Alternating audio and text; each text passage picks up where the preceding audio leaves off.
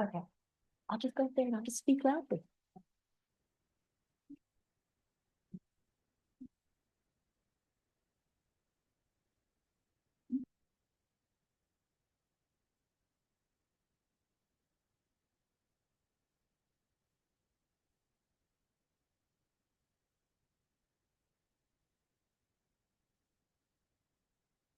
All right, so thank you for coming. We are going to be doing the second public meeting here for the city of Portales and Roosevelt County. My name is Shauna Payan, and I have my colleague Christian with me today. We're going to go over just a brief overview of the information that we are working on to get this plan done for the community. Next slide, please. So the agenda is what is hazard mitigation, the purpose and benefits of having a plan, public engagement, and any questions at the end.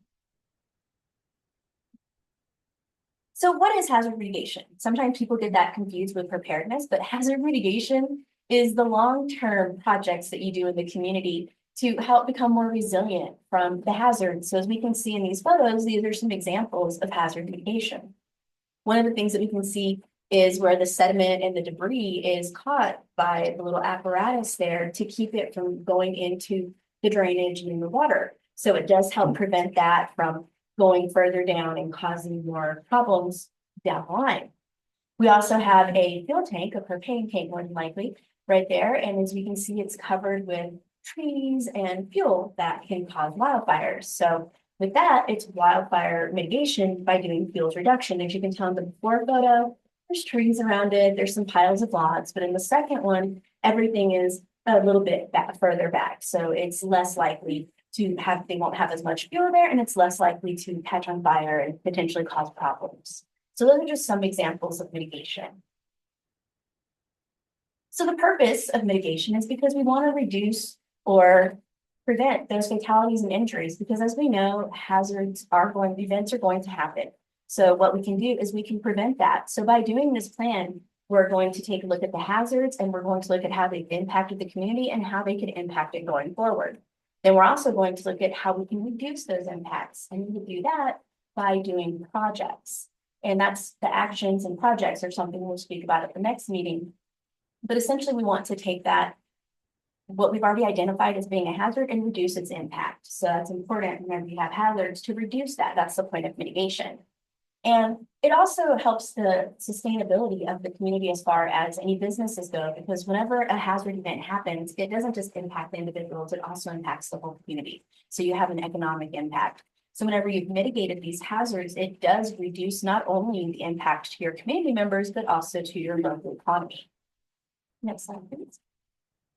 So the hazards that we're looking at 11 natural hazards and 4 man-made hazards. So we're looking at drought, expansive soils, which is where the soil will expand and contract. We're looking at extreme heat, flood, hail, high winds, land subsidence. That's where there are holes that form in the ground, anything like sinkholes and things of that nature. We have lightning, severe winter storms, tornadoes, and wildfire. Those are the natural hazards we're looking at. And then the man-made hazards are going to be cyber attack, hazardous materials, infectious disease, and terrorism. So what we're going to do with this plan is we've identified those as the hazards in the community. We're going to profile each one. After we profiled it, we're going to look at where in the county is it impacting. So we'll look at the location. We will look at the extent and where it has had any historical events. So how bad has it been, the probability. We'll look at what is it, where is it, how bad has it been, how bad can it be, and what can you do to help prevent that and get those mitigation measures in place. So the planning process is in 4 phases, and we're currently in phase 2. So in phase 1, that's what we did in October. That's where we started talking about the plan. We came out here, we got the resources, we determined what the capabilities were that you guys had. So now we're looking at the risks, and what capabilities you have will help us determine if there are any gaps and how we can help fill those gaps. So today we had a meeting with the planning team. We went over the risks and the information that we currently have and provided that to them so they could see where we're at in the planning process with the hazards themselves. And the next phase is going to be developing a mitigation strategy. And in that next one, which is going to be in February, we are going to be looking at what kind of actions and projects that can be done in the community to help reduce the risk of those hazards. And then phase 4 is to adopt and implement the plan. And that comes after it's been sent to the state and they've reviewed it and they've sent it on to FEMA. FEMA will approve it. And then there'll be the adoption that each of the planning participants will have. So currently, the part of the people that are making up the planning team are representatives from Roosevelt County, the city of Portales, the county of Elida, and the villages of Causey, Dora, and Floyd. So during each of these meetings that we've had, which has just been the first one and today it's the second one, the representatives from each of those locations are coming and they're attending those meetings. They're providing any information that we've asked for. If there's any capabilities that we need to know about or any whatever the community has, we need to know, and what are they missing, so we can determine where those gaps are, and at that point make those actions to help prevent those gaps and mitigate those problems.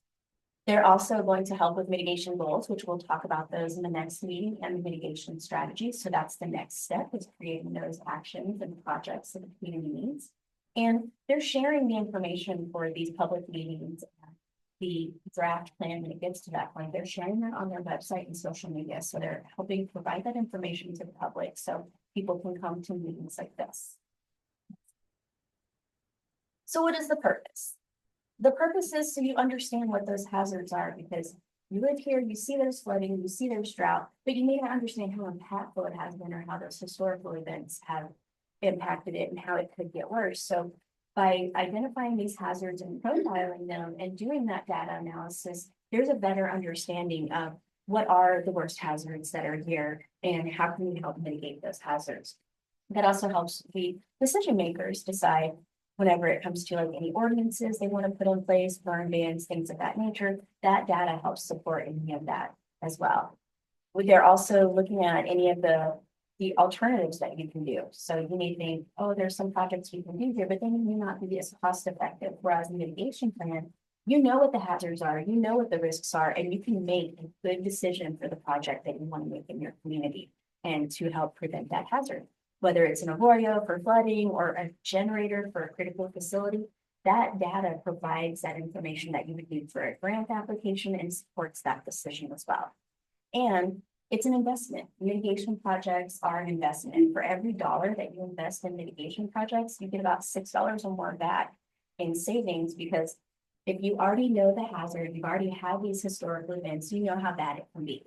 If you mitigate that by creating a project, then whenever it hits again, it's not going to be as bad as it had been before, because you've done something to mitigate that. So you've reduced your risk and you can bounce back quicker, and in turn will save you money.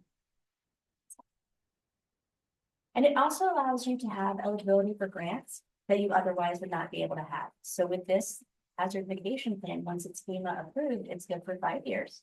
And it's essentially a ticket to get funding that counties or jurisdictions that don't have the plan, they're not able to access it. So it gives you that additional advantage to funding that becomes available through hazard mitigation funds.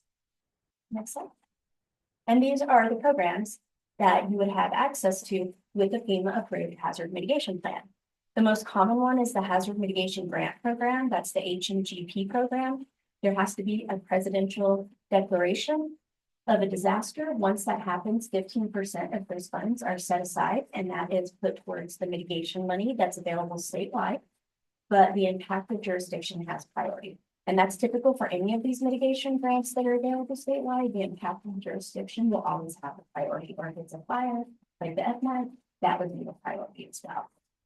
So then we have BRIC, which is Building Resilient Infrastructure in Communities. That is funded through the Disaster Relief Fund. There's 6% of that fund that's set aside for the BRIC program.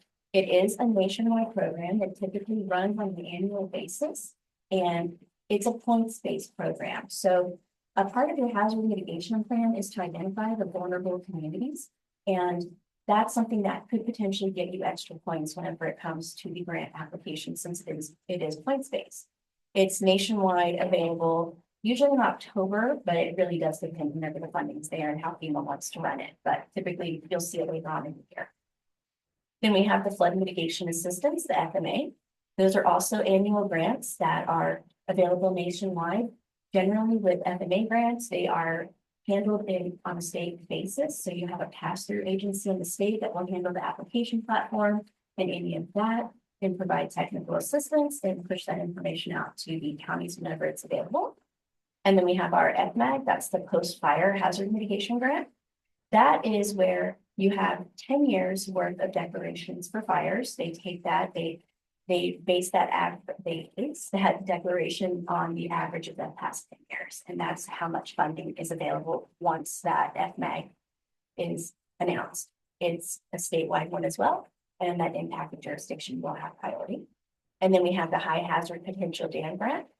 That would be whenever you are doing your plan, you're identifying your dams, and if there are any that are high hazard potential dams, they are at risk of failing. So there's additional funding available for those. It's assistance with the technical planning and design activities that will help rehabilitate or even remove that dam. So that is available. You do have to have an eligible dam in order for that to be available. And whenever that funding is available, FEMA does push that information out. And you also have to have some state plans that are in place for that. So there are some other criteria there, but it's definitely something that's available for those high hazard.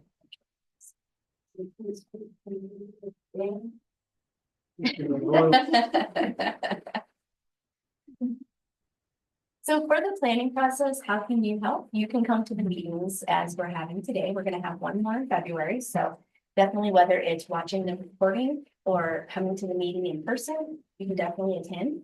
Another way is to take the survey. We'll have the QR code at the end of this. You will take that survey, and in that survey, it takes about 5 minutes to do it.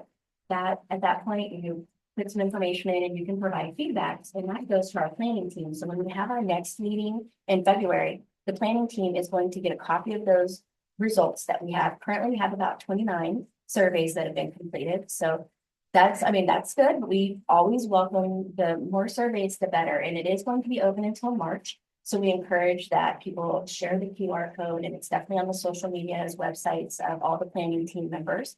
So you can find it there.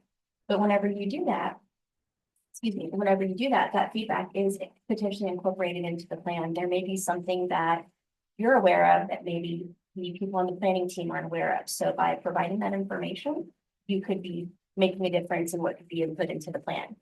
And also, whenever the plan is in the draft phase, there is a public copy that will be available. So take a look at that copy and then provide feedback, because there may be something that, again, the planning team wasn't aware of, but you're aware of that and you can provide that feedback. So that's the different ways that the public can be involved, and we encourage everyone to be involved, share the QR code or the survey, because the more feedback, the better. And this is the timeline that we're working on.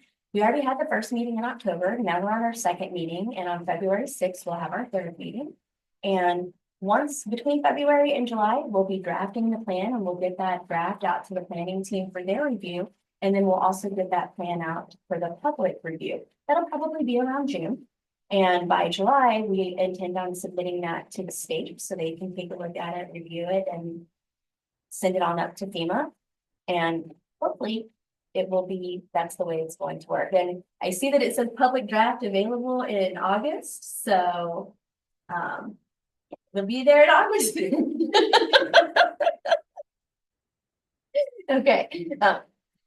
Sorry about that. I misspoke. I thought it would be in June because I thought that's what it said earlier today.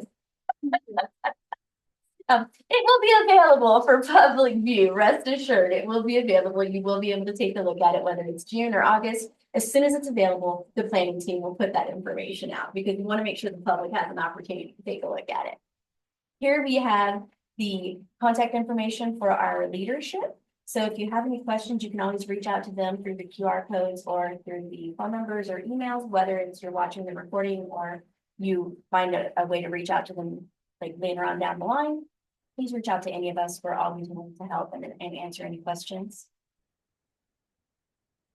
And then here we have our QR code. So this, we do ask that if you have a moment, take your phone out, take your camera out and get the QR code and do a survey if you haven't already.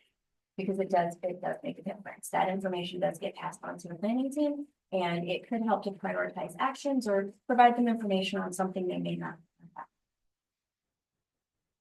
And with that, those are the only slides that I have. Does anyone have any questions? And if you don't have any questions now, that's okay. You can always think of them later and shoot us an email and let us know.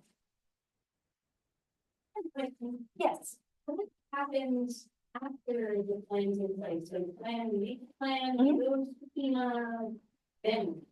So after the plan is in place, it goes to FEMA. They will issue an approval pending adoption letter. So then all the communities, each member of the planning team, they have to formally adopt that plan. And once it's formally adopted, it is considered a document that it's been FEMA approved, it's formally adopted, it meets all the criteria in order to apply for those grants. So at that point, those actions that we're working on next time, you can start applying for grants for those actions whenever the funding comes out. So that would be the next steps, and it's good for 5 years. And, in that time, there will likely be funding available, whether it's BRIC or H&GP, there will be some sort of funding available that the communities can apply for. There's an implementation and maintenance process, there's a life cycle report that we recommend that we continue, if there's a big departure that happens to get together, review the data, maybe come to it. But also needs to be explored, ideally, and, because we can think of future development and looking for job vulnerability. So it does provide efforts to the closely to. Yes, yeah, it's a living document that is always changing, because once there is any sort of event, you do want to revisit it, because it may be that you had an area that was more disaster prone than you realized before. So it's definitely something that it's a part of the plan where you do, like Christian said, you're monitoring it, you're implementing it, making sure you update it with any changes. So Tracking the progress on the project. Mhm. What funding is in progress, is in progress, we can have full stages. Yeah. Well, sometimes the checklist and what progress. and it can definitely help, because it may be that you do this first plan and 5 years later you determine, we did some of these, we did some phases, or we did something, and we could probably do something a little different. So, yeah.